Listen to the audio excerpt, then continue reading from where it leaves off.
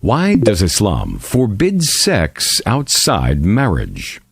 Everything in the world is composed of small units, just like a house is built with bricks. Likewise, society consists of multiples of a small unit, which is the family. Despite its dislike of divorce, Islam permits it as a necessary remedy when things go wrong. It encourages the preservation of the family because it is the most important institution in human society. Sex outside the marriage bond reduces the family into an institution that imposes unnecessary burdens. Why should a man fork out money and take on responsibilities when he can have his pleasure in casual relations that are easily terminated, just like one uses and discards a used disposable napkin? Nothing is more detrimental to proper relations and the family institution than the radical and polarized movements that marginalize the other sex. Feminist movements start with a premise that is contrary to the nature of women. They imagine that they help women when they advocate free and unrestricted sex. They call on women to behave exactly like men, regardless of the physiological and psychological differences between the two sexes. This has led to the emergence of a generation that considers the marital relation too restrictive, when it's the fundamental bond that promotes social security. This generation asks, why should one burden oneself with children and commitments? The question is, where does this lead us? The result is that 16% of world children grow up with only one parent. The figure is even higher in Western countries which do not encourage the continuity of the family.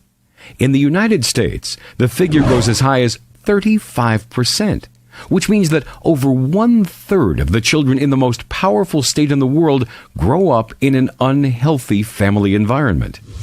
80% of such children live in families where the mother is the only parent, while their fathers leave to find other women. In Canada, the figure is 22%, while it's 21.5% in Britain. It is the children that suffer most as a result.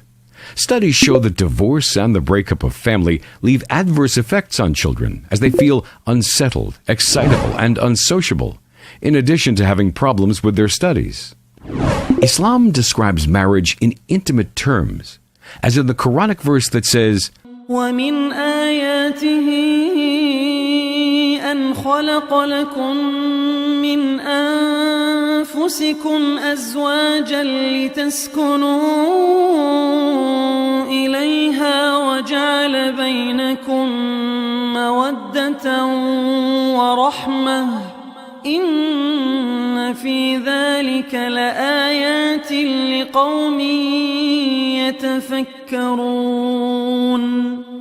Islam rejects the culture of free and unrestricted sex, which reduces the intimate relationship between husband and wife to something akin to a takeaway meal.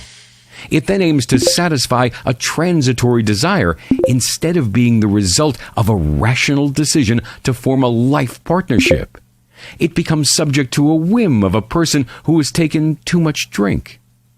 Court cases of rape show hard debate between those who consider sex under the influence of alcohol by one party as rape of the other, and those who consider it a conscientious act, saying that everyone is responsible for their deeds, whether they are drunk or sober. The debate continues even when neither party is drunk. Fierce contention continues in rape cases. The evidence that courts have to consider in these cases is not different from a situation in which the two parties are in consent. In today's fast food culture, it's extremely difficult for a woman to prove that she has not consented. Hence, the overwhelming majority of rapists escape punishment. According to statistics, the figure is 80 to 90%. To protect society from all these problems, Islam establishes clear boundaries, forbidding all sex outside the marriage bond. The Quran accurately describes the consequences of free sex. وَلَا تَقْرَبُوا الزِّنَا إِنَّهُ كَانَ فَاحِشَةً وَسَاءَ سَبِيلًا. Marriage is the only sound relationship between man and woman. In all situations where men and women are together, as in the workplace or other social contacts, Islam requires women to wear the hijab. It thus elevates the woman from being a sex object.